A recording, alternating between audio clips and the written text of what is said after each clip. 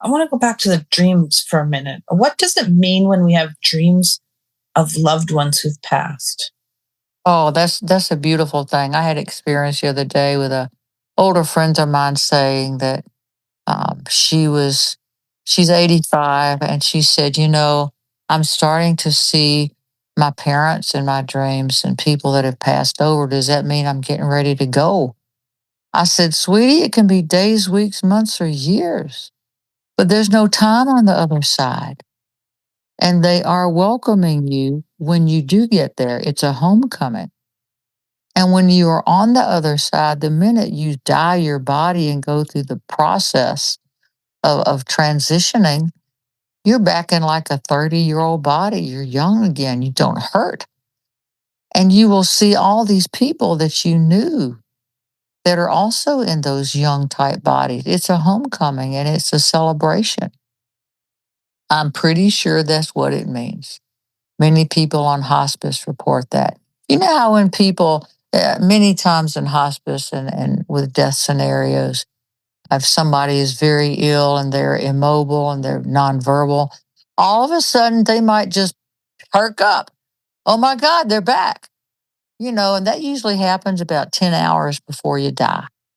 It's like God says, okay, I'll give you about another hour where you can be yourself and say your goodbyes and be totally clear and this and that. And I think they call that the rally, where people are rallying. So there are these different indicators, but it's like a final goodbye. It's like I'm going to have one more pizza before I go. So I really do believe that when these entities, these people on the other side, now can it be generated by your own brain? Yeah, it can. How do you know? You don't. But what's important is the feeling. It's comfort. And what's important is how you will get there gracefully or not. That's important. We don't practice that. We need to practice going into meditation and feeling a calm where we're not totally obsessed with this physical world. That's what meditation does for you. Prayer is when we ask for help doing that. But these bodies have a beginning, a middle, and an end. And my friend is at the end of her cycle. I would bet she'd probably be gone within a year, if not sooner. She's very much at peace with that, but her religion, she's a strong Christian. And so she has developed a comfort within herself and her understanding. I have friends who are Jewish and they have no fear of death either. It doesn't matter your religion.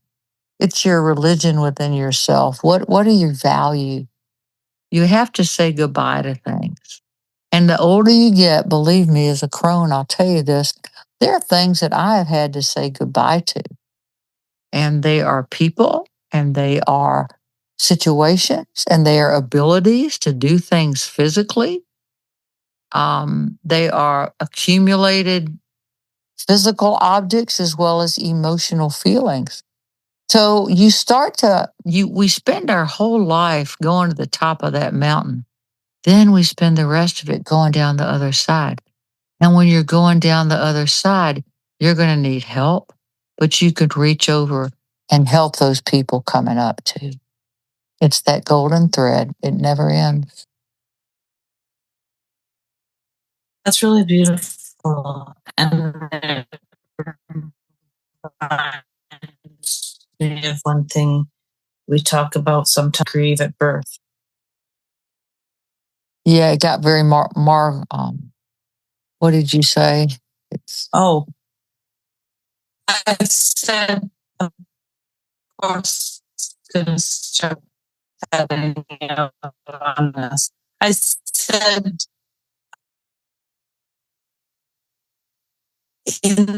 we talked about in the future. Yeah, that was all garbled. I couldn't hear. What about in the future? Give me a minute and I'll see if I can make it less garbled. Crazy. All right, let's try that one more time. In the future, we will celebrate death and grieve at birth. Yes, that is what Maitreya has said. And I get that because it's like, well, here we go again. You're in Earth School. Earth School is hard. You're here, it's hard. As I've stated, this planet and our solar system is the only one to have produced a Christ right at the 6th degree initiation. There are only 7.